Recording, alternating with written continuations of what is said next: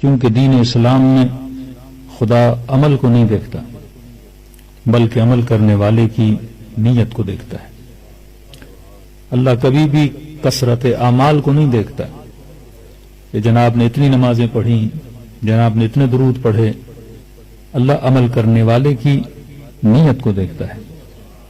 ہو سکتا ہے کسی کا عمل بہت بڑا ہو اور اس کی نیت کی وجہ سے ضائع ہو جائے، اور ہو سکتا ہے کسی کا عمل بہت چھوٹا ہو لیکن اس کی بڑی نیت کی وجہ سے اللہ کے دربار میں اس عمل کی قیمت کیا ہو جائے، بہت بڑی ہو جائے۔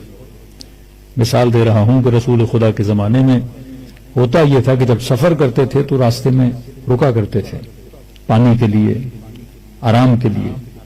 تو رسول جب رکے تو ایک صحابی نے دیکھا کہ لوگ اپنی سواریاں روک کے جا رہے ہیں اور پانی پینے کے سلسلے میں آگے بڑھے، تو یہ خوف تھا سواری کہیں ادھر ادھر نہ ہو جائے۔ تو اس نے کار خیر کرنے کے لیے زمین میں کیلا لگایا اور ان کی سواریوں کی رسیاں اس کیلے کے ساتھ باندھ دیں۔ رسول کے پاس آیا، رسول اللہ آج میں نے بہترین عمل انجام دیا۔ کیا کیا کہ رسول اللہ کسی کی سواری گم نہ ہو جائے، میں نے ان کی رسیوں کو کیلے کے ساتھ باندھ دیا کہ خدا تجھے جزائے خیر دے، تو نے بہترین کام کیا۔ کچھ عرصے کے بعد وہیں سے پھر صاحب گزرے، کسی صحابی کا پاؤں اسی کیلے سے ٹکرایا، پاؤں زخمی ہوا، اس نے وہ کیلا زمین سے اکھاڑ پھینکا، رسول کے پاس گیا، رسول اللہ آج میں نے بہترین عمل انجام دیا۔ کہ کیا کیا؟ کیلا لگا ہوا تھا، کسی کا پاؤں لگ نہ جائے اور زخمی نہ ہو جائے، میں نے کیلے کو نکال کے کیا کر دیا؟ پھینک دیا۔ رسول نے فرمایا اللہ تجھے بھی جزائے خیر عطا کرے۔ خدا نہ کیلا لگانا دیکھتا ہے نہ نکالنا دیکھتا ہے، اللہ بندے کی نیت کو دیکھتا ہے۔ امت اعمال کو دیکھ رہی تھی، اہل بیت نیات کو دیکھ رہے تھے۔ تھا کوئی گیا میدان جنگ میں اور کسی نے کہا یا رسول اللہ شہید ہو گیا، نبی نے فرمایا شہید راہ خدا نہیں ہوا، شہید راہ خچر ہوا ہے۔ کیونکہ پہلے جنگ پہ جا نہیں رہا تھا، پر جب کسی کافر کے ہاتھ میں تنومند کوئی خچر دیکھا، اس نے کہا اسے ماروں گا اور غنیمت کے اعتبار سے وہ خچر میرا ہو جائے گا۔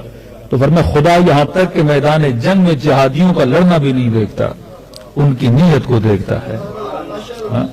نیت اگر انسان کی اچھی ہو تو انسان کا عمل پھر پروان چڑھتا ہے، بلکہ یہ کہوں کہ نیت وہ پر ہے جو اعمال کو عرش الہی تک لے کر جاتی ہے۔ اور میں اپنی نیتوں کو بہتر بناؤ، تبھی آپ اسلام میں دیکھ رہے ہوں گے کہ ہم جو بھی کام کرتے ہیں، جو بھی کام ہو، وہ نماز ہو، وہ عمرہ ہو، وہ زکوٰۃ ہو، وہ خیرات ہو، وہ خمس ہو، وہ مجلس حسین ہو، وہ زیارت ابا عبداللہ الحسین ہو، سب سے پہلے ہمیں کیا کی جاتی ہے؟ نیت کی جاتی ہے۔ یہاں تک کہ بندہ وضو بھی کرے تو شروع میں کیا کرتا ہے؟ نیت کرتا ہے۔ اور نیت ایک اللہ نے بتائی ہے، کوئی بھی عبادت ہو نیت ایک ہے، کوئی بھی عبادت ہو مقصد ایک ہے، کوئی بھی مجلس ہو ہدف ایک ہے۔ نیت یہ ہے کہ قربتاً اللہ، تاکہ میں کس کے قریب ہو جاؤں؟ اللہ کے قریب ہو جاؤں۔ اصلاً ہم اہل بیت کا واسطہ کیوں دیتے ہیں؟ یا وجیہن عند اللہ، یا وجیہتن عند اللہ، اے وہ جو رب کی دربار میں ان کے چہرے کی کوئی عزت ہے، ان کے چہرے کی آبرو ہے۔ میں بندے بے آبرو ہوں، لہذا واسطہ کس کا دیتا ہوں؟ سیدت فاطمہ زہرا کا واسطہ دیتا ہوں۔ واسطہ کس کا دیتا ہوں؟ امیر المومنین کا واسطہ دیتا ہوں، کیونکہ وہ رب کی دربار میں کیا رکھتے ہیں؟ عزت رکھتے ہیں۔ اب یہ مسلمانوں کا اور اہل بیت کے چاہنے والوں کا ایک مفہومی اختلاف ہے۔ نیت کیا ہے کہ نماز پڑھتا ہوں قربتاً اللہ، تاکہ کس کے قریب ہو جاؤں؟ اللہ کے قریب ہو جاؤں۔ اور وہی خدا کہے کہ نحن اقرب الیہ من حبل الورید، میں خدا تمہاری شہرک کی رگ سے زیادہ بھی کیا ہوں؟ قریب ہوں۔ اب سوال ہے جو قریب ہے اس کے قریب کیا ہو جاؤں؟ قریب تو اس کے ہوا جاتا ہے جو مجھ سے کیا ہو؟ دور ہو۔ اب آپ کہیں گے کہ مولانا سے سب سے زیادہ قریب کون ہے؟ تو کہیں گے جناب مائک بڑا قریب ہے، اس کے بعد گلاس قریب ہے، اس کے بعد یہ مومن قریب ہیں، پھر پہلی لائن والے، پھر دوسری لائن والے، پھر تیسری لائن والے۔ اب سوال ہے کہ خدا ہے کہاں کہ میں نماز پڑھوں اور کس کے قریب ہو جاؤں؟ خدا کے قریب ہو جاؤں۔ کوئی کہے کہ مکے چلے جاؤ جناب تو کس کے قریب ہو جاؤ گے؟ اللہ کے قریب ہو جاؤ گے۔ مسلمان کا ذہن ابھی تک فزیکل چیزوں میں اٹکا ہوا ہے نا، کہا کہ فلاں اور فلاں رسول کے بہت قریب ہیں۔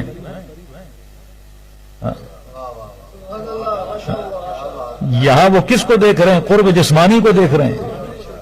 اگر ایسے کیا جائے تو جناب شمر امام حسین کے سب سے زیادہ قریب ہے، فلیاد بلا سینے ابا عبداللہ پر ہے۔ تو مراد قرب جسمانی نہیں ہے، ہو سکتا ہے کوئی پہلو میں ہو پر دور ہو، اور ہو سکتا ہے کوئی دور ہو پر مصطفیٰ کے قریب ہو۔ بھائی آپ امام بارگاہ میں بیٹھے ہیں، جشن کی مجلس میں آئے ہیں، تو کوئی پوچھے کہ مثلا یہ مومن جو آپ کے بغل میں بیٹھا ہے یہ زیادہ قریب ہے یا پاکستان میں جو والد ہیں وہ زیادہ قریب ہے؟ اور کون کس کا زیادہ ہے؟ کیا یہ پتھر دیوار آپ سے زیادہ قریب ہے یا گاؤں میں جو آپ کی والدہ بیٹھی ہے وہ آپ کے زیادہ قریب ہے؟ کون سا قرب ہے؟ قرب جسمانی معیار نہیں رکھتا، کیونکہ یہ جو آج بغل میں بیٹھا ہے کل مشکل میں ہوگے، مسئلے میں ہوگے، یہ کام آئے گا، یا اس ملک میں بیٹھا ہوا جو والد ہے اس کی دعائیں تمہارے کام آئیں گی؟ کس کا دل تمہارے لیے تڑپے گا؟ جو اتنے فاصلے پر بیٹھا ہے، جو اتنا قرب میں بیٹھا ہے۔ تو وہ خدا کہے کہ نحن اقرب الیہ من حبل الورید، میں تمہاری شہرک کی رگ سے زیادہ قریب ہوں۔ پروردگارا جب تو اتنا قریب ہے تو مجھے ہر عبادت میں یہ دعا کیوں کروائی جاتی ہے کہ نیت کرو قربتاً اللہ، قربتاً اللہ، قربتاً اللہ، تاکہ میں کس کے قریب ہو جاؤں؟ اللہ کے قریب ہو جاؤں۔ لہذا وہابیوں نے بھی اعتراض کیا، جناب شیعہ لوگ مجلسیں کیوں کرواتے ہو، جشن کیوں کرواتے ہو؟ تو ہم نے کہا کہ جشن اس لیے کرواتے ہیں، کسی بھی معصوم کا جشن ہو، مثلا جناب سیدہ کا جشن ہے، ہم آتے ہیں اور خدا کو کس کا واسطہ دیتے ہیں؟ سیدہ کا واسطہ دیتے ہیں۔ امیر المومنین کا جشن ہوگا، کس کا واسطہ دیں گے؟ امیر المومنین کا۔ کہا پھر واسطے دینے کی ضرورت کیا ہے؟ جو خدا شہرت کی رگ سے زیادہ قریب ہے اس سے ایسے ہی مانگو۔ اتنا سفر کر کے بندہ کربلا جائے اور کہے کہ پروردگارا تجھے حسین کا واسطہ، اتنا سفر کر کے مجلس میں آئے اور کہے کہ پروردگارا تجھے سیدہ کا واسطہ، کہ جو خدا پہلے سے قریب ہے اسے واسطے کی کیا ضرورت ہے؟ کیونکہ آج تک انہوں نے قرب پروردگار عالم کو سمجھا ہی نہیں۔ وہ یہ سمجھ رہے ہیں کہ جب کہہ دیا کہ شہرہ کی رگ سے زیادہ قریب ہوں، بھائی وہ قریب ہے، سوال ہے تو بھی اس کے قریب ہے کہ نہیں ہے؟ یہاں نیت یہ ہے کہ میں کس کے قریب ہو جاؤں؟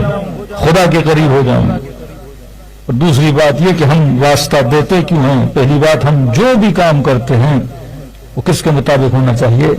یا قرآن کی آیت کے مطابق یا حدیث رسول کے مطابق۔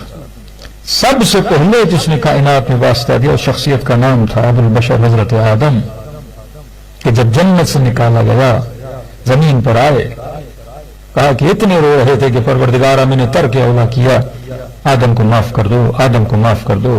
کہتے اتنی شرمندگی کہ اپنے سر کو اٹھا کر بھی آسمانوں کی طرف نہیں دیکھتے تھے۔ یہاں جناب جبرائیل نازل ہوئے، کہا آدم اگر چاہتے ہو خدا تمہاری دعا کو قبول کرے، فَتَلَقَّى آدَمُ رَبِّهِ بِكَلِمَاتٍ فَتَابَ عَلَيْهِ إِنَّهُ هُوَ التَّوَّابُ الرَّحِيمُ، کہ آدم اگر چاہتے ہو خدا تمہاری توبہ کو قبول کرے تو خدا کو ان کلمات کا صدقہ دو، جن کے صدقے میں خدا تمہاری دعا کو کیا کرے گا؟ قبول کرے گا۔ اہل سنت کے مفسر تفسیر کبیر کے لکھنے والے کہتے جب رسول خدا سے پوچھا تھا یا رسول اللہ یہ کون سے کلمات تھے جن کے صدقے میں آدم کی توبہ قبول ہوئی؟ تو نبی نے فرمایا ہم فاطمہ وابوها وبعلها وبنوها۔ عجیب جملے ہیں، کہا وہ میری بیٹی فاطمہ تھی اور وہ فاطمہ کے بابا تھے اور وہ فاطمہ کے شوہر تھے اور وہ فاطمہ کے بچے تھے۔ یا رسول اللہ یہ کیوں نہیں کہا جا رہا کہ وہ محمد تھے، وہ محمد کی بیٹی تھی، وہ محمد کے داماد تھے، وہ محمد کے نواسے تھے؟ ابتدا کس سے کی جا رہی ہے؟ فاطمہ کے نام سے کی جا رہی ہے، محمد کے نام سے نہیں کی جا رہی، علی کے نام سے نہیں کی جا رہی، حسنین کے نام سے نہیں کی جا رہی، کیونکہ شاید وجہ یہ ہو، کہا کیونکہ تعارف کروا رہا ہوں فاطمہ کے نام سے، کیونکہ مسلمانوں کو پتا تھا یہ بیٹیاں بھی بڑھا دیں گے، یہ داماد بھی بڑھا دیں گے، کہ بس دعا اس کی قبول ہوگی جس کی نسبت فاطمہ سے ہو اور آل فاطمہ سے ہو۔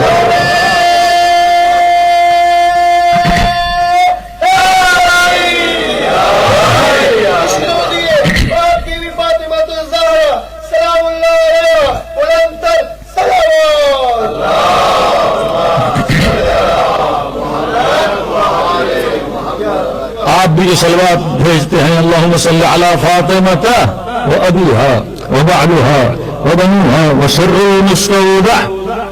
اس چیز کو سمجھیں گے، اس کا کلیدی جملہ ہے سیدہ پہ صلوات ہو، سیدہ کا واسطہ ہو، ان کے بابا کا واسطہ ہو، ان کے شوہر کا واسطہ ہو، ان کے بچوں کا واسطہ ہو، وسر مستودع، اور وہ راز پنہا جو ابھی تک پردے غیب میں ہے اس کا واسطہ دیتے ہیں، کیونکہ اس راز پنہا اور سر کی نسبت بھی کس سے ہے؟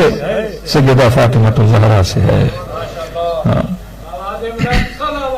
اللہم صلی علی محمد. تو ایک جملہ کہنے دیجئے کہ اگر وہ مسلمان کہیں کہ جناب ہم دعا مانگیں گے تو خدا سے ڈائریکٹ مانگیں گے، کیونکہ وہ حب انسان کی شہرت کی رگ سے زیادہ قریب ہے. اور رسول جب دعا مانگے، آدم جب دعا مانگے تو کس کا واسطہ دیں؟ سیدہ فاطمہ الزہرا کا واسطہ دیں. تو میں کہوں جناب چاہے کسی بھی فرقے کا مسلمان ہو، وہ شیعہ ہو، وہ شافعی ہو، وہ حنفی ہو، وہ اہل حدیث ہو، وہ وہابی ہو، ہر بندہ اس چیز کا اقرار کرتا ہے کہ میرا باپ کون ہے؟ حضرت آدم ہے. ابو البشر کون ہے؟ حضرت آدم ہے. کوئی بندہ اس کا انکاری نہیں ہے کہ آدم میرے والد نہیں ہے، وہ پوری امت کے باپ ہیں، ہر فرقے کے مسلمان کے باپ ہیں. تو یہ کہنے دیجئے جناب جب تیرے باپ کی دعا بغیر پنجتن قبول نہیں ہوئی تو تیری دعا کیسے قبول ہوگی؟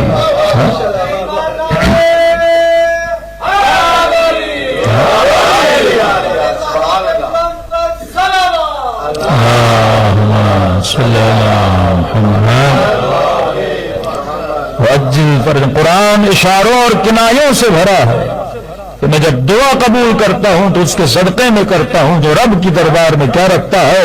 عزت و آبرو رکھتا ہے. کسی سورہ بقرہ میں پڑھ لیجئے، حضرت موسیٰ کی قوم جب موسیٰ کے پاس آئی اور کہنے لگی کہ موسیٰ پیاس لگی ہے، پانی نہیں ہے، قحط آ گیا. تو حضرت موسیٰ نے اللہ سے ارشاد کیا کہ پروردگارہ قوم پیاسی ہے. تو پہلا سوال تو یہ بنتا ہے مفتیوں سے کہ جناب جب قوم کو پیاس لگی تھی تو پانی کس سے مانگنا چاہیے تھا؟ اللہ سے مانگنا چاہیے. صحرا میں چلے جاؤ دعا مانگو، گھروں میں مصلی پہ جاؤ دعا مانگو، نبی کے پاس کیوں آ رہے ہو کہ یا رسول اللہ آپ ہمارے لیے دعا کیجئے کہ اللہ بارش برسا دے؟ اور عجب ہے کہ خدا نے یہ نہیں کہا کہ موسیٰ تو دعا مانگ میں دعا قبول کروں گا. وَإِذِ اسْتَسْقَىٰ مُوسَىٰ لِقَوْمِهِ فَقُلْ نَضْرِب بِّعَصَاكَ الْحَجَرَ فَانْفَجَرَتْ مِنْهُ اثْنَتَا عَشْرَةَ عَيْنًا کہ موسیٰ اپنی عصا کو پتھر پہ مارو. اور اس عصا کے لگنے سے خدا نے 3 چشمے نہیں 12 چشمے جاری کر دی. یہ رب جب رحمت بھی کرتا ہے تو جن کے ناموں پہ کرتا ہے؟ 12 کے ناموں سے کرتا ہے. لیکن اعتراض وہی کا وہی ہے، خدایا بارش برسانی تھی تو خود برسا دیتے. چلو جو نبی ہے جو تمہاری رحمت ہے، موسیٰ کلیم اللہ ہے، اور خدا یہ کر دیتے کہ بول دیتے کہ موسیٰ اپنا ہاتھ مارو پتھر پہ میں چشمے جاری کر دوں گا. لیکن قرآن نے کہا کہ فَقُلْ نَضْرِب بِّعَصَاكَ الْحَجَرَ، موسیٰ اپنی عصا پتھر پہ مارو. اب 5 منٹ کے لیے سوچئے کیا موسیٰ کی عصا میں اتنی طاقت ہے کہ وہ پتھر سے چشمہ جاری کر دے؟ کیا حضرت موسیٰ کے ہاتھ میں طاقت نہیں؟ جب اسماعیل ایڑیاں رگڑیں تو چشمہ جاری ہو جائے. تو حضرت موسیٰ لکڑی کیوں لگا رہے ہیں؟ یہ نبی ہے، اگر ہاتھ مار دیتا تو چشمہ جاری ہو جاتا. یہاں خدا صرف نبی کی فضیلت بیان نہیں کر رہا بلکہ اس لکڑی کی فضیلت بھی بیان کر رہا ہے جو نبی کے ہاتھ میں آ جائے تو معجزے دکھلا دیتی ہے. یہاں پر اعتراض ہوگا جناب مارکیٹ سے کپڑا خریدا، کالا کپڑا تھا، علم کی لکڑی پہ چڑھا دیا، آپ چوم رہے ہو. درخت سے لکڑی کو کاٹا، گھر میں لگا دیا، لکڑی چوم رہے ہو. عام سا لوہا ہے، اسے تم نے علم بنا دیا، اب اسے کیا کر رہے ہو؟ چوم رہے ہو. تو جناب ہاں ہم مانتے ہیں کہ کپڑا عام تھا، ہم مانتے ہیں کہ لکڑی عام ہے، ہم مانتے ہیں کہ یہ چیزیں عام ہیں، لیکن سوال یہاں عام کا نہیں ہے. جب یہ عام کی نسبت کسی خاص سے ہو جاتی ہے تب یہ معجزے دکھلانا شروع کر دیتا ہے. لکڑی تھی، جب نبوت کے ہاتھ میں آ گئی تو اس نے معجزے دکھلانا شروع کر دیے. اسی طرح علم کی لکڑی عام لکڑی ہے، لیکن نسبت جب عباس سے ہو جاتی ہے تو یہ لکڑی بھی معجزے دکھلانا شروع کر دیتی ہے. پوری قرآن کی کتاب بھری ہوئی ہے معجزات سے کہ اللہ جو کچھ بھی دے رہا ہے انبیاء کے توسط سے دے رہا ہے. اور آج کائنات کو جو رزق مل رہا ہے وہ بھی انبیاء کے توسط سے مل رہا ہے. چلو ایک اور دلیل سن لیجئے. دیکھیے ہر مسلمان حدیث معراج کو مانتا ہے اور کہا کہ شب معراج جب نبی خدا کو بلایا گیا، لمبا قصہ ہے معراج کا، کیا دیکھا کیا نہیں دیکھا، لیکن سارے مسلمان مانتے ہیں کہ نبی اس وقت کیا کر رہے تھے؟ وضو کر رہے تھے. اللہ کا بلاوا آیا کہ جیسے اوپر گئے تو جو پانی بہ رہا تھا اس نے بہنا چھوڑ دیا، جو کنڈی ہل رہی تھی اس نے ہلنا چھوڑ دیا، بستر کی گرمی وہیں پہ تھم گئی، رات کا سما تھا رات وہیں تھم گئی، ہواؤں نے چلنا چھوڑ دیا، بادلوں کی حرکتیں بندش میں آ گئی. اور کتنی دیر حدیث معراج بہت لمبی ہے، ایسا لگتا ہے کہ رسول مہینوں وہاں تھے. اور کہا کہ جیسے رسول کائنات میں واپس آئے کونڈی نے ہلنا شروع کر دیا، پانی نے بہنا شروع کر دیا، بستر کی گرمی وہیں سے گرم ہونا شروع ہو گئی، پرندوں نے چہچہانا شروع کر دیا، آسمانوں کی روشنی پھر سے روشن ہونا شروع ہو گئی۔ تو کسی نے پوچھا یا رسول اللہ جب آپ نہیں تھے تو ایسے لگا جیسے گویا کائنات مر چکی ہے، اور جیسے کائنات میں آئے ایسے لگا کائنات میں حیات آ گئی ہے۔ یا رسول اللہ یہ ماجرا کیا ہے؟ جب آپ نہیں تھے تو گویا کائنات ساکن ہو گئی، اور جب آپ آئے تو کائنات میں حرکت آ گئی۔ تو نبی نے فرمایا ہماری مثال ایسے ہے جیسے تمہارے بدن میں تمہاری روح۔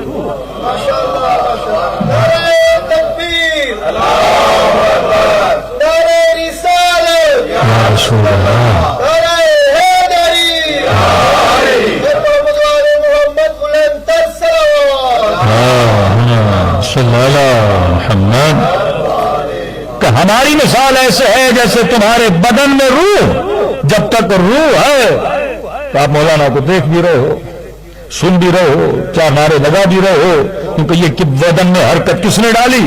روح نے ڈالی۔ یہاں روح نکلی، بدن کی حرکت گئی۔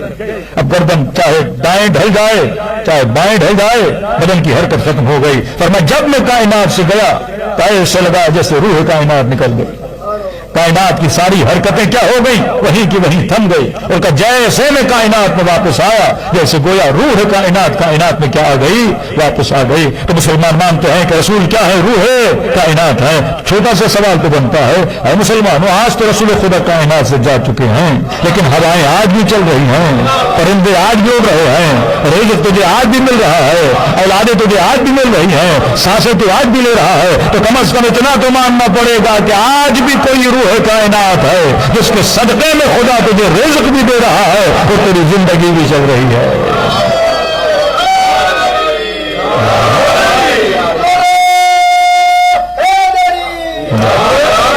کون ہے وہ روح کائنات؟ وہی سر مستعدہ جس کا ذکر صلوات جناب سیدہ میں ہوا، جو پردہ غیب میں موجود ہے۔ انہی کے صدقے میں تجھے رزق مل رہا ہے، انہی کے صدقے میں تو کھا رہا ہے، انہی کے صدقے میں تو پی رہا ہے۔ یہ جو کچھ ہے کس کا صدقہ ہے؟ محمد اور آل محمد کا ہے۔ یہ وہی چہرے پاک ہے جن کی عزت خدا کے دربار میں ہے، جن کے چہروں کے صدقے میں خدا بندوں کی دعاؤں کو کیا کرتا ہے؟ قبول کرتا ہے۔ ارے ہم تو دور، مصطفیٰ بھی جب اپنے لیے دعا کریں تو خدا کو اپنی بیٹی کا واسطہ دیں، کبھی امیر المومنین کا واسطہ دیں۔ کہا کہ اگر یہ نہ ہوتی تو میں نہ ہوتا اور رسول نہ ہوتے تو کبھی معصومین نہ ہوتے۔ یہ برکت وجود اہل بیت کس کی وجہ سے ہے؟ سیدہ فاطمہ زہرا کی وجہ سے ہے۔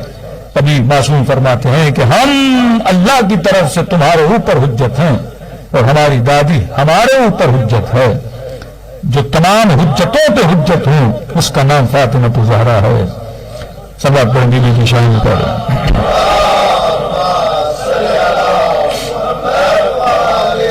محمد عجل فرجہم۔ اب یہ نہیں کہ صرف ہم بلکہ رسول بھی جب دعا کریں تو اہل سنت کی کتاب ہے، نام ہے نور ذہب، ملتا ہے رسول کی خدمت میں جو بھی آتا تھا، یا رسول اللہ آج بیمار ہوں ذرا دعا کیجیے۔ اب یہ وطیرہ پرانا تھا، یا رسول اللہ بیمار ہوں دعا کیجیے، یا رسول اللہ بے اولاد ہوں دعا کیجیے، یا رسول اللہ رزق میں تنگی آ گئی ہے دعا کیجیے، یا رسول اللہ گھر میں پریشانی ہے دعا کیجیے، فیصلہ نہیں ہو رہی دعا کیجیے، جانور مر رہے ہیں دعا کیجیے۔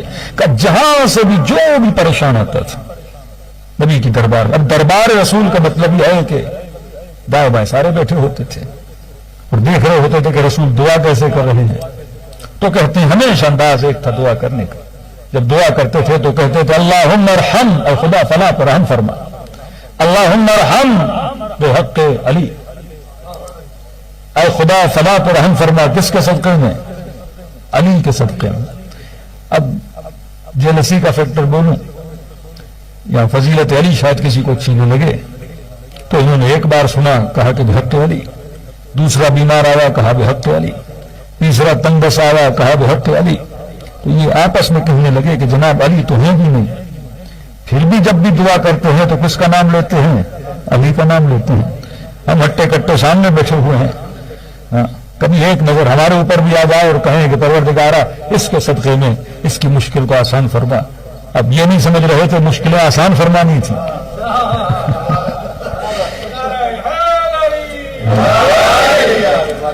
واسطہ اسی کا دیا جاتا ہے نا. مشکلیں کیا فرمانی تھی؟ آسان فرمانی تھی. کہا کہ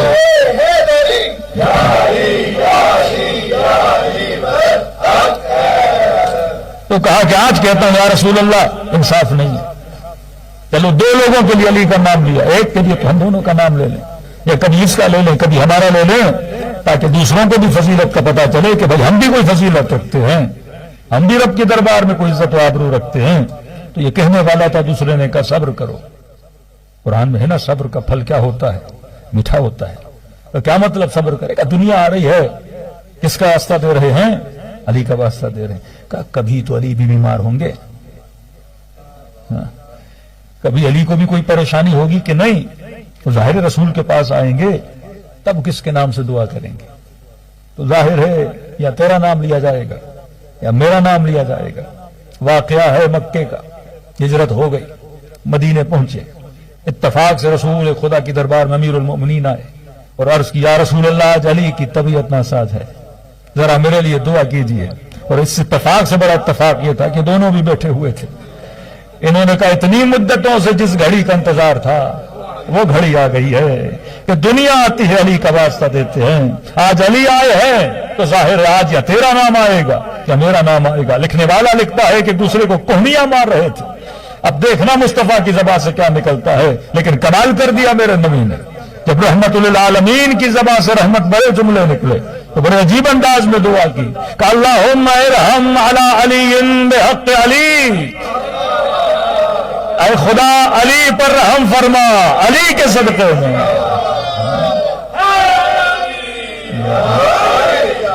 اے خدا علی پر رحم فرما, کس کے صدقے میں؟ علی کے صدقے میں. اب جو دلوں کے اندر تھا وہ زبان پہ ظاہر ہوا, کہنے لگے یا رسول اللہ یہ کیسے انصاف کی بات ہے, جب دنیا آتی ہے اب علی کا نام لیتے ہیں, آج علی آئے ہیں پھر بھی علی کا نام لیا ہے, ارے کبھی ہمارا نام لے کر بھی تو دعا کیجیے. لکھنے والا لکھتا ہے رسالت کے چہرے پہ آثار جلا نمایاں ہوئے, کہنے لگے لوگوں تم علی کی بات کرتے ہو, جب میں نبی اپنے لیے دعا کرتا ہوں تو پھر بھی خدا کو علی کا واسطہ دے کر دعا کرتا ہوں.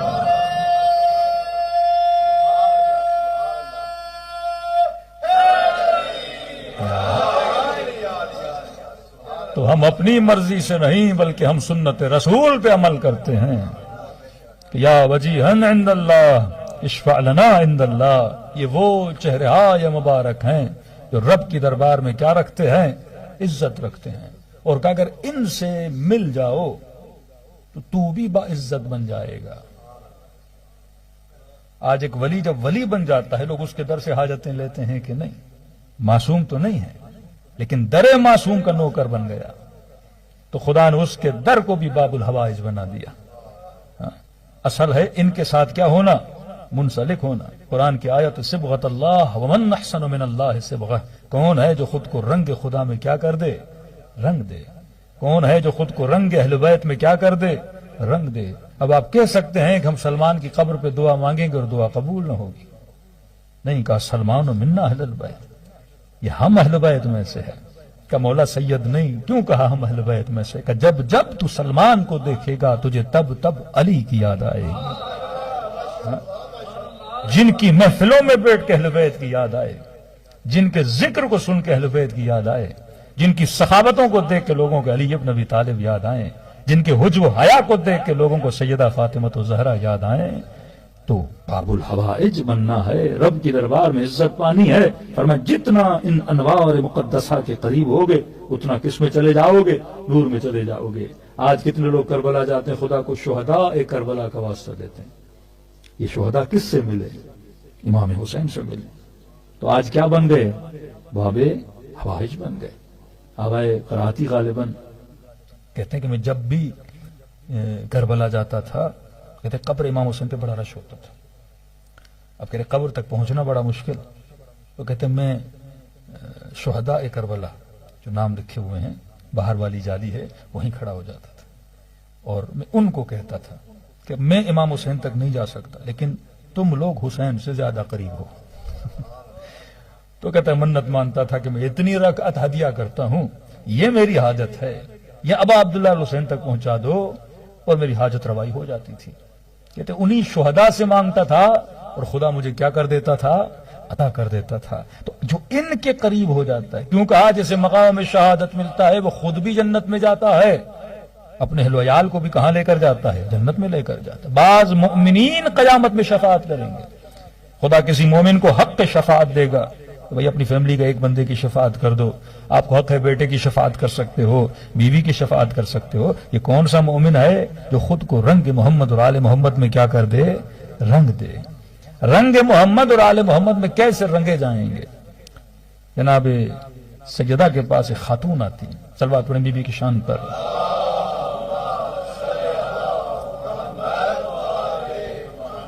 فرماتی ہیں کہ بی بی میرے شوہر نے مجھے آپ کی طرف بھیجا ہے اور اس کا سوال ہے اور یہ پوچھ رہا ہے کہ کیا میں جنت میں جاؤں گا کہ نہیں.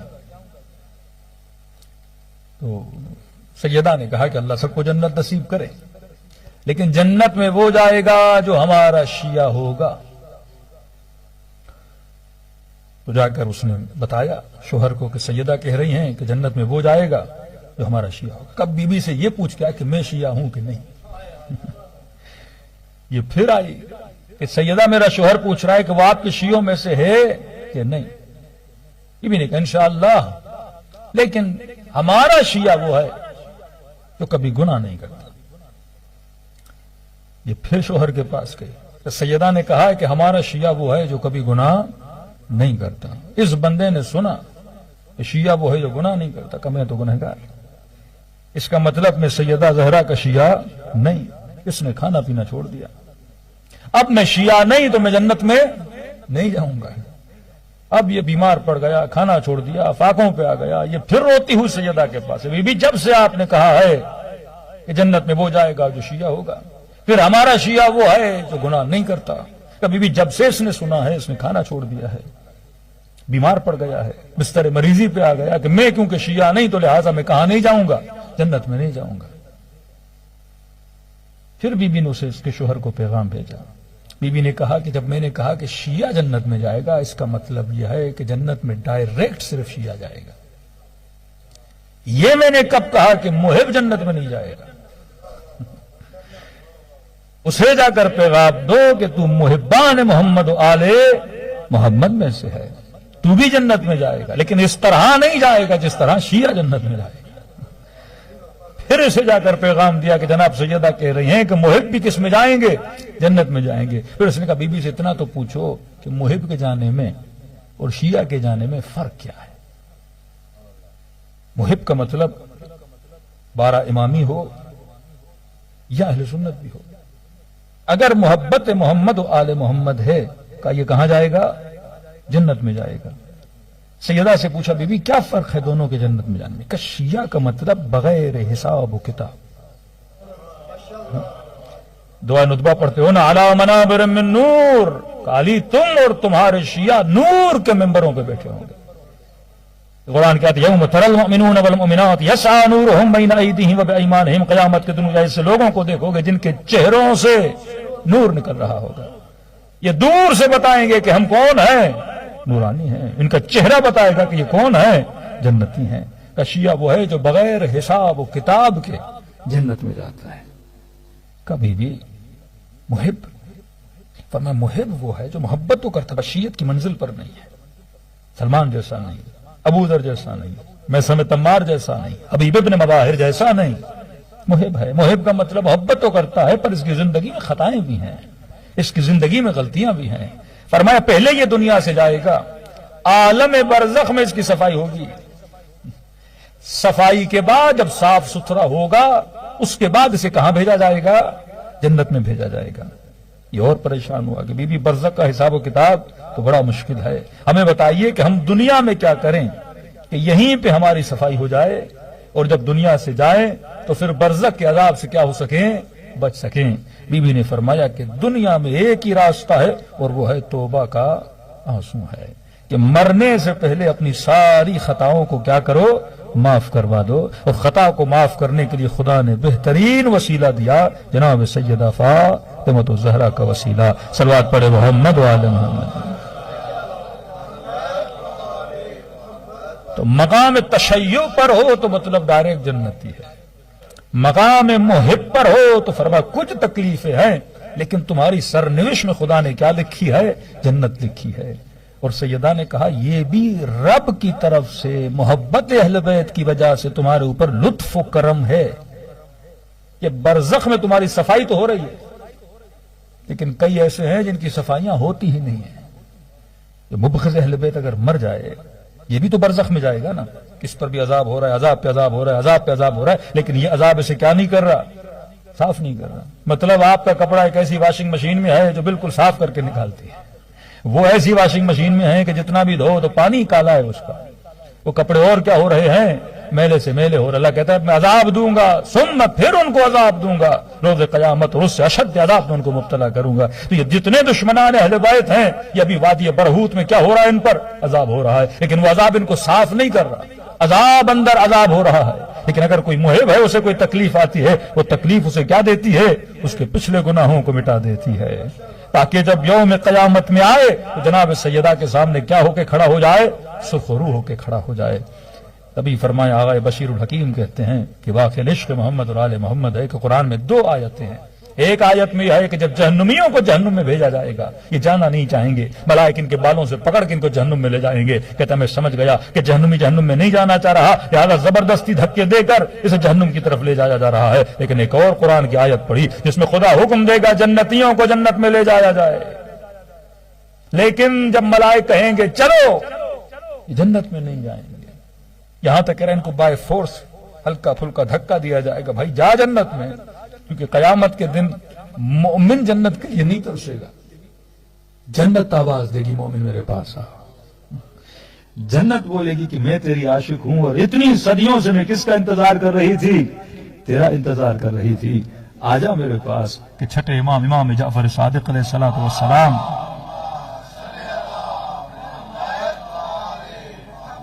بعض وہابی بدبختوں نے کہا کہ اللہ کی مرضی چاہے ولی کو جہنم میں بھیجے، اللہ کی مرضی چاہے کسی بدبخت کو کہاں بھیجے؟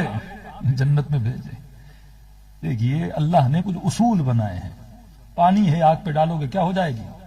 بجھ جائے گی۔ آگ ہے کاغذ پہ کیا لگاؤ گے؟ جل جائے گی۔ اس کے وجود میں خدا نے کیا رکھی ہے؟ آگ رکھی ہے۔ اگر دشمن اہل بیت جنت میں جائے گا تو اس کے وجود کے اندر آگ ہے، جنت میں جانے کا اس سے کوئی فائدہ نہیں ہے۔ لیکن مسئلہ اس کو جنت میں بھیجنے کا نہیں تھا، مسئلہ کسی ولی کو جہنم میں بھیجنے کا تھا۔ وہ اصل موقف جو رکھنا چاہتے ہیں، اللہ کی مرضی ہے کہ ان اللہ علی کل شیء قدیر، اللہ ہر شے پہ کیا ہے؟ قادر ہے۔ اللہ جسے چاہے جہاں بھیجے، اللہ کی مرضی میں اعتراض تھوڑی کر سکتے ہیں۔ یہاں میرے چھٹے امام نے فرمایا جب جنتیوں کو لے جایا جائے گا، اب ظاہر ہے ایک روڈ سے آپ جا رہے ہیں، ایک راستے سے آپ جا رہے ہیں، راستے میں جہنم تو آ رہی ہے کہ نہیں آ رہی؟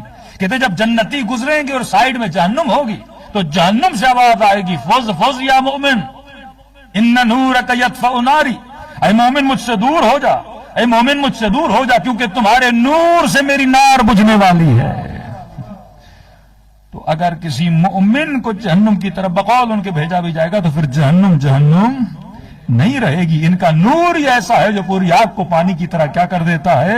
بجھا دیتا ہے۔ اور اگر ان کو تم جنت میں بھیجو گے تو پھر جنت نہیں رہے گی، یہ جنت کا ماحول کیا ہو جائے گا؟ بگڑ جائے گا۔ یہ وجود انسان ہے۔ تو کہا یہ کیسے جنتی ہیں کہ جنت ان کے لیے ترس رہی ہوگی کہ مومن میرے پاس آؤ، لیکن یہ جنت میں جانا نہیں چاہیں گے۔ آغا بشیر نجفی کہتے ہیں کئی سالوں تک اس آیت کی سمجھ میں نہیں آئی، جو دعاؤں میں کہے کہ خدا جنت عطا فرما، جو ہر نماز کے بعد کہے خدا جنت عطا فرما، جس نے زندگی گزار دی تاکہ مجھے کیا ملے؟ جنت ملے۔ آج فیصلہ ہوا کہ جنت میں بھیجنا ہے، لیکن یہ جنت نہیں جانا چاہ رہے۔ کہتے سمجھ نہیں آ رہی تھی یہ آیت کہنا کیا چاہتی ہے، لیکن کامل الزیارات میں جب ایک حدیث پڑھی، فرمایا جب جنتیوں کو حکم ہوگا کہ انہیں جنت میں لے جایا جائے، ابھی یہ جنت جانا ہی چاہیں گے، اسی وقت میدان محشر میں حسین ابن علی کا آنا ہوگا۔ اللہم صلی علی محمد۔ فرمائیں ان کی نگاہیں اب عبداللہ الحسین پہ پڑیں گی۔ اب ملائک کہیں گے جنت چلو، کہیں گے جنت کیا جا کے کریں گے، ہماری جنت حسین ابن علی ہے۔ ہاں یہ جنت ہے آپ کی، جن کی محبت میں کیا گزار رہے ہو؟ زندگی گزار رہے ہو۔ یہ جنت ہے جو خدا نے ان کی محبت میں آپ کو کیا عطا کیا ہے؟ سکون عطا کیا ہے۔ کہتے ہو نا کربلا مومن کی کیا ہے؟ جنت ہے۔ ابو ذر کی یہ جنت ہے، علی کی محفل میں بیٹھا ہے۔ آپ کی یہ جنت ہونی چاہیے کہ محمد اور آل محمد کی محفل میں بیٹھے ہو۔ جنت کیا ہے؟ جنت باغ کا نام نہیں، جنت پھلوں کا نام نہیں، جنت حور و غلمہ کا نام نہیں. جنت ایک ایسی جگہ ہے جہاں خدا نے کیا دیا ہے؟ سکون دیا ہے، پیس آف مائنڈ ہے. جہاں پہ ایک آدمی بیمار ہو نا، کھانے کا دل نہیں، بڑے سے بڑے ہوٹل میں لے جاؤ، نہ کھانا اچھا لگے گا نہ چرخا اچھا لگے گا، کیونکہ کیا ہے؟ بیمار ہے. جو بستر مریضی پہ پڑا ہے اسے دنیا کی لاکھ نعمتیں دکھاؤ، لیکن نعمت نہیں رہتی. یہ سکون میں ہے تو کھانا اچھا لگتا ہے. وجود آپ کا اندر سکون میں ہے تو آپ کو محفلیں بھی اچھی لگتی ہیں. اصل پیس انسان کے اندر ہے. الا بذکر اللہ تطمئن القلوب، یہ وہ ذکر ہے جو انسان کے دل کو کیا کر دیتا ہے؟ مطمئن. اب دل اگر پریشان ہو، بڑے سے بڑی محفل بھی ملے، اچھے سے اچھا گھر بھی ملے، انسان بے سکون ہوتا ہے. کوئی کہے کہ مولانا پیسے میں سکون ہے تو دنیا کے امیروں کو ڈپریشن کیوں ہوتا ہے؟ کوئی کہے کہ بڑے بنگلوں میں سکون ہے، جا کر دیکھیے تو صحیح، جب تک نیند کی گولی نہ کھائیں تو ان کو نیندیں نہیں آتی. آج سیاستدانوں کا سکون حرام ہے کہ نہیں؟ آج جرنلوں کا سکون حرام ہے کہ نہیں؟ اصل سکون اس میں نہیں ہے. لیکن کوئی ایسا ہے جو جھوپڑی میں سوتا ہے اور بڑے سکون سے سوتا ہے. ہاں، امیر المومنین کو شب ہجرت موت کے بستر پہ نیند کیسی آئی؟ علی کا دل کیا تھا؟ سکون میں تھا نا. اور احد والے کبھی ادھر اور کبھی ادھر جا رہے تھے. اور بندہ جب بے سکون ہو جاتا ہے تو اس کی کیفیتیں بتاتی ہیں. اہل بیت، امام حسین کے گلو مبارک پہ خنجر پڑا ہے لیکن سکون میں ہے. یزید تخت پہ بیٹھا ہے پر بے سکون ہے. سیدہ زینب کے ہاتھوں میں رسیاں ہیں لیکن کہہ رہی ہیں ما رأیت الا جمیلا، میں نے حسن کے علاوہ کچھ بھی نہیں دیکھا. کتنا سکون خدا نے ان کی ذات میں رکھا ہے. اصل یہ نعمت ہے. اگر یہ نعمت کسی کو مل جائے اور دنیا کی کسی بھی مصیبت میں ہو پر دل مطمئن ہو، بندہ سکون میں ہوتا ہے. ابھی کہتے ہو کربلا مومن کی کیا ہے؟ جنت ہے. اب میرا آپ سے سوال ہے، کربلا میں کیا حوریں ہیں؟ کربلا میں کیا باغات ہیں؟ کربلا میں کیا دودھ و شہد کی نہریں ہیں؟ پھر کیوں کہتے ہو 50 ڈگری کی گرمی، 70 کلومیٹر پیدل چلے، پاؤں میں چھالے پڑ جائیں، قدم سوج جائیں، پریشانی کے عالم میں؟ اب دنیا پریشان ہے، کہہ رہا کربلا مومن کی جنت ہے. جناب یہ کیسی جنت ہے کہ پاؤں میں چھالے پڑ گئے؟ یہ کیسی جنت ہے وجود پسینے سے شل ہو گیا، تھکاوٹ اور ٹوٹے پھوٹے؟ کہتے ہاں ساری تکلیفیں آئیں لیکن جب بین الحرمین پہنچا نگاہ حسین کے ذریعے پہ پڑی. ہاں؟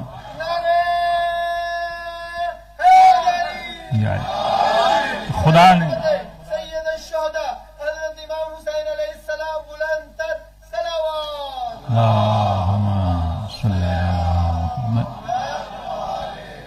بس آخری جملے اور زحمت کو تمام کر رہا ہوں. جب کربلا پہنچا ذریعہ با عبداللہ پہ نگاہ پڑی تو کیا کہا؟ کربلا مومن کی جنت ہے. کیا ملا تجھے کربلا میں؟ کا سکون ملا. اب ایک چھوٹا سا سوال ہے، کیوں ملا سکون؟ اگر کربلا میں سکون ہوتا تو سب کو ملتا، ایک وہابی کو بھی ملتا.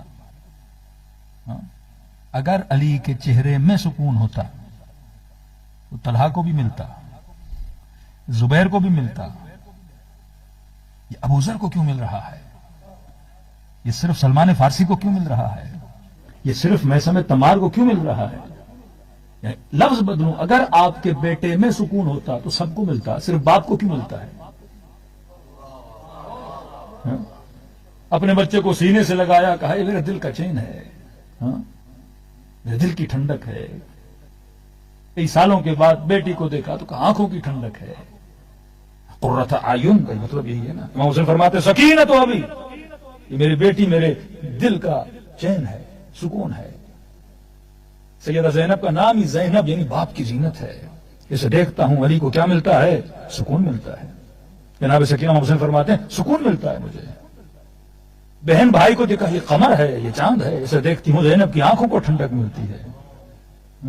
اب سوال ہے، میرا بیٹا میرے لیے سکون ہے، دوسروں کے لیے کیوں نہیں؟ اب عبداللہ الحسین کا روزہ میرے لیے سکون ہے، مجلس سیدہ آپ کو سکون دے رہی ہے، کسی وہابی کو تو لا کے بٹھاؤ. وہ 40 منٹ بٹھاؤ گے تو وہ بندہ تو بلکتا رہے گا، کس بدعت کی محفل میں لا کے بٹھا دیا مجھے، میری تو ساری عبادتیں چلی گئی. وہ پریشان ہوتا رہے گا. بلکہ جو چیز آپ کے لیے سکون ہے وہاں کے بم پھوڑتے ہیں آ کے وہ لوگ، اپنے آپ کو اڑانے کے لیے تیار ہیں. اسے کیوں نہیں کربلا سکون دے رہی؟ اب سوچو کربلا میں کہاں سکون ہے؟ کیا ذریعہ حسین میں سکون ہے؟ کیا ان پتھروں میں سکون ہے؟ کیا اس چاندی میں اور گولڈ میں سکون ہے؟ کیا بین الحرمین کے درختوں میں سکون ہے؟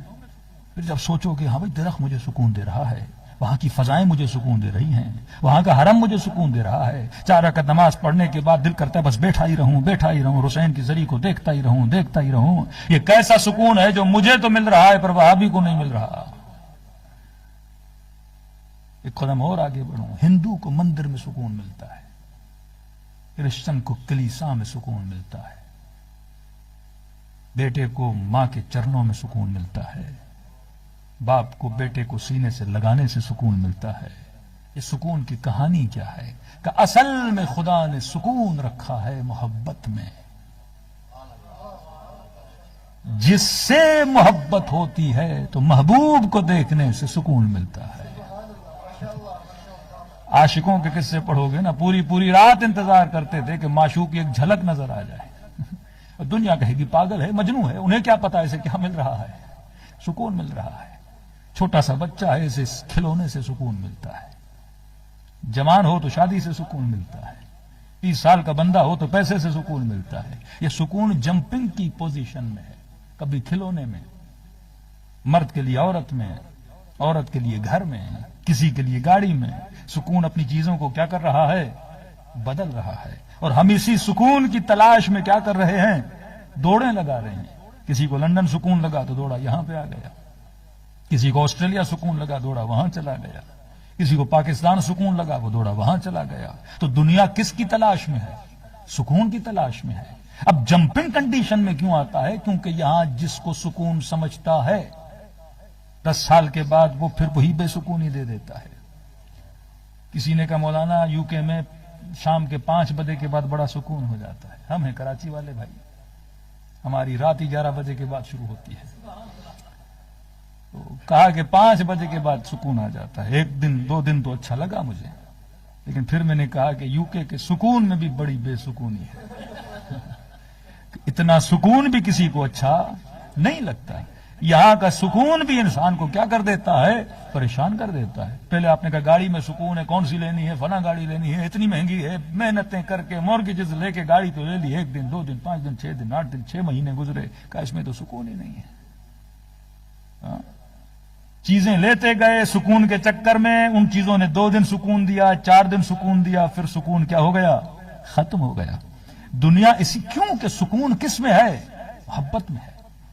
اب اگر کسی کو پیسے سے محبت ہے، اسے 50 کے پاؤنڈ کے نوٹ دو اور پورا بیگ دو، کہو بس گنو، یہ گنتا رہے گا اور سکون لیتا رہے گا۔ کبھی یہاں نہ ملے تو خواب میں لیتا ہے بندہ کہ مولانا آج خواب دیکھا ہے مجھے خزانہ ملا ہے۔ کسی نے کہا مولانا خواب دیکھا ہے گاڑی ملی ہے، گاڑی کی ڈگی کھولی ہے، پوری پیسوں سے بھری ہوئی ہے۔ اب کیوں کہ سکون اس کا کیا ہے؟ پیسوں میں ہے، تو خوابوں میں بھی کسے ڈھونڈ رہا ہے؟ پیسوں کو ڈھونڈ رہا ہے۔ یہ محبت کی تلاش میں بھٹک رہا ہے، کیونکہ اسے سکون کیا دیتی ہے؟ محبت دیتی ہے۔ اب غلطی جہاں انسان کرتا ہے، جس سے محبت کرتا ہے، وہ جو اسے سکون دیتی ہے وہ ٹیمپریری ہے، اور جب ٹیمپریری سے عشق کر لیتا ہے اور جب وہ سکون دینا چھوڑ دیتی ہے، اس کی پوری زندگی بے سکون بن جاتی ہے۔ اب اہل بیت یہ بتاتے ہیں کہ محبت اس سے کر جو ٹیمپریری نہ ہو، جس کا سکون ابدی ہو۔ علی اگر سامنے بھی ہوں تو دیکھ کے سکون ملے، اور دنیا سے جائیں تو اس کی قبر کو دیکھ کے سکون ملے۔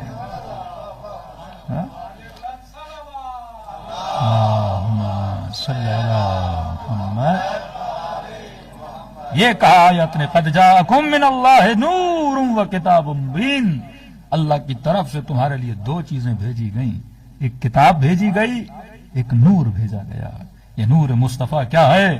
سکون ہے۔ اور اسی رسول نے فرمایا کہ اولنا محمد، اوسطنا محمد، آخرنا محمد، بل کلنا محمد، کہ ہم سارے کے سارے محمد ہیں۔ تو یہ قرآن بھی تجھے سکون تب دیتا ہے جب نور محمد کے ساتھ مل جاتا ہے۔ یہ وہ اصل سکون ہے جو آپ کو چاہیے۔ ورنہ میں بارہا مجالس میں کہہ چکا ہوں کہ مولانا اس سے محبت کرو، بھائی محبت کرو، لیکن یہ یاد رکھو یہ ٹیمپریری ہے۔ بیٹے سے محبت کرو، ایک نیچرل ہے، میرے کہنے پہ کرو گے کیا؟ بیٹا ہے پیدا ہوگا محبت تو ویسے ہی ہوگی، لیکن اس محبت کو ابدی محبت نہ بنا، کیونکہ یہ محبت کبھی بھی دھوکہ دے سکتی ہے، یہ اولاد کبھی چھوڑ کے جا سکتی ہے۔ اس سے اتنی محبت کر جتنی بیٹے سے کرنی چاہیے، ایسا نہیں کہ تو اس کی محبت میں اپنا سکون تلاش کرنے لگے، اور جب یہ اولاد چھوڑ کے جائے گی تو کیا ہو جائے گا؟ بے سکون ہو جائے گا۔ اب بیوی سے محبت کر اچھی بات ہے، پر ایسا نہیں کہ تو اس کی محبت میں سکون تلاش کرنے لگے، اور جب یہاں کے قانون کے مطابق چھوڑ کے چلی جائے گی تو سکون سارا ساتھ لے کر چلی جائے گی۔ ہاں؟ ایسا نہیں کہ تو گاڑی سے محبت کرنے لگے اور کل چور چوری کر کے جائے تو تیرا سارا سکون گاڑی کے ساتھ کیا ہو جائے؟ لے کے چلا جائے۔ ایسا نہیں کہ تو لباس سے اتنی محبت کرنے لگے کہ جب پہنے تجھے سکون ملے اور کل استری کرتے کرتے ہلکا سا جل گیا، اور یہ نہیں جلے گا، تیرا اندر جلے گا، کیونکہ تو نے اس میں کیا ڈھونڈا تھا؟ سکون ڈھونڈا تھا۔ پھر یہ سکون نہیں تیرے لیے فتنہ بن جائے گا، پھر یہ سکون نہیں تیرے لیے بے سکونی ایجاد کرے گا۔ اب محبت اس سے کر جو کبھی تجھے چھوڑ کے نہ جائے، محبت اس سے کر جو یہاں بھی تیرے ساتھ اور کہے من یمت یرنی، جو مرے گا تو علی کے چہرے کی زیارت کرے گا۔ محبت اس سے کر جو بی بی یہ کہے میں تب تک جنت میں نہیں جاؤں گا جب تک اپنے حسین کے چاہنے والوں کو جنت میں نہیں لے جاؤں۔ یہ محبت ہے جو یہاں بھی کام آئے وہاں بھی کام آئے۔ باقی دنیا کے رشتے یہ ضرورتیں ہیں، یہ گاڑیاں، یہ رشتے، یہ ماں باپ، یہ اولادیں، یہ بیوی، یہ ساری ضرورت ہے، یہ دنیا ہے۔ ضرورت کے اعتبار سے محبت کر، حقوق کو ادا کر، لیکن اتنی محبت نہیں کہ یہ محبت تجھے بیمار بنا دے، اتنی محبت نہیں یہ تجھے ذہنی مریض بنا دے۔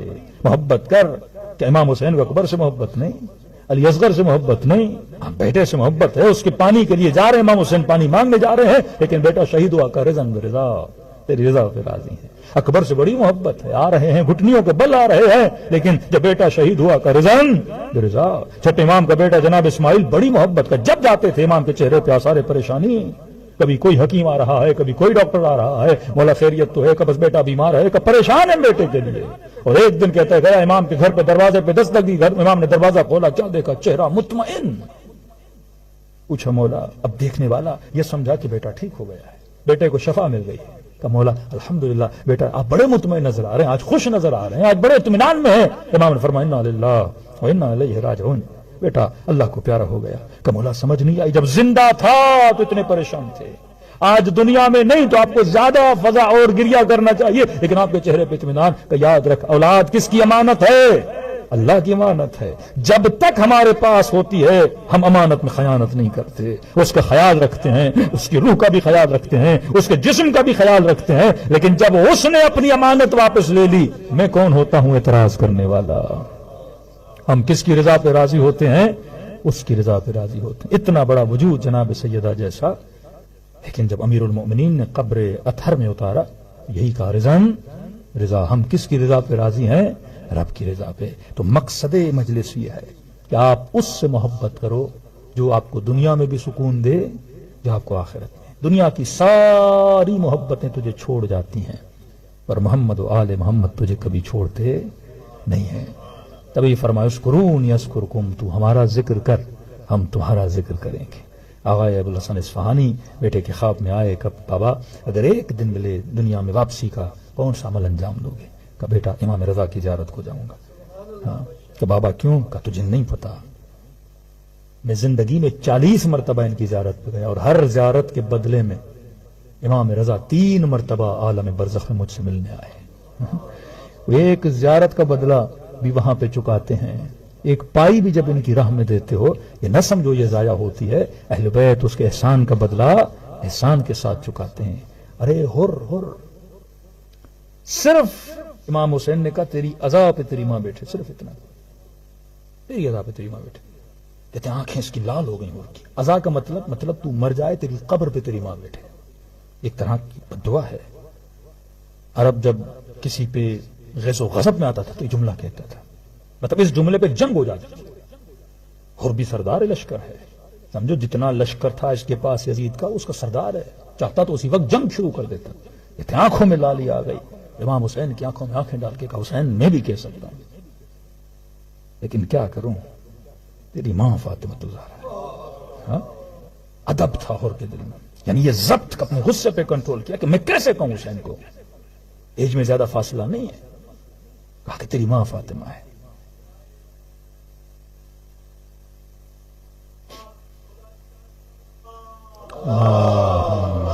صلی اللہ محمد. کہ میں بھی کہہ سکتا ہوں لیکن کیا کروں، آپ کی والدہ فاطمہ الزہرا ہے. علماء فرماتے ہیں کسی شہید کے ماتھے پہ امام حسین نے رومال نہیں باندھا. اور کون سا رومال؟ جو اپنی اماں نے حسین کے لیے سیا تھا، ہاں، سیدہ زہرا کا رومال. کہتے وہ نکالا، امام حسین نے ماتھے باندھا. کسی نے کہا حسین نے ایسا کیوں کیا؟ کہا حر نے سیدہ کا احترام کیا تھا. ایک تو یہ کہ پھر یہ حسین ابن علی ہیں. اگر کسی کو ہدایت کے لیے کوئی جملہ کہا پھر اس کا بھی خیال امام حسین کو کہ حر کو برا نہ لگا.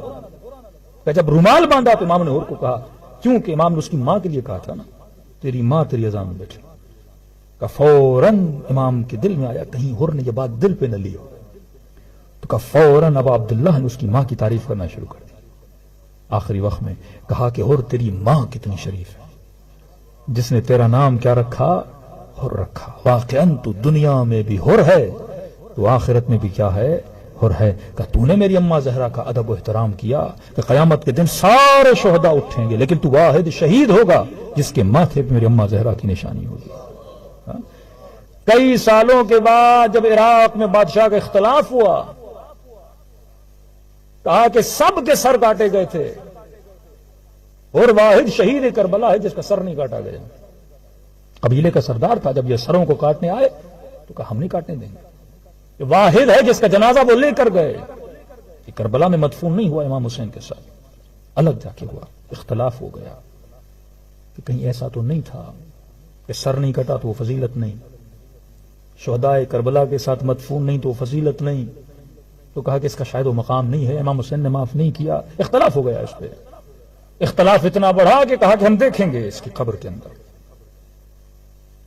کہ اگر یہ صحیح شہید تھا تو اس کا جنازہ کیا ہونا چاہیے؟ صحیح سالم ہونا چاہیے. کہتے ہیں قبر کی نبش ہوئی، کھدائی ہوئی اور جنازہ ایسا تھا جیسا 62 ہجری میں زمین کربلا پہ گرا تھا.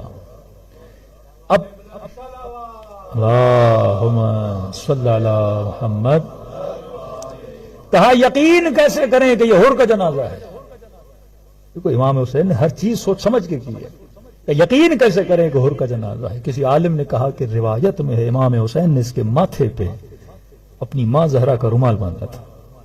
جب چیک کیا کہ واقعاً ماتھے کے زخم کے اوپر یہ رومال بندھا ہوا تھا، اور جب وقت کے بادشاہ نے رومال دیکھا اس کے اندر لالچ پیدا ہوئی. سیدہ کا رومال ہے تو یہ میں اپنے پاس رکھ لیتا ہوں اور حر کے ماتھے پہ ایک اور رومال باندھ دیتا ہوں. اس نے وہ رومال اتارا. کہتے ہیں خون وہیں سے جاری ہونا شروع ہو گیا. کہتے ہیں کئی رومال بدلے گئے لیکن خون رکا نہیں.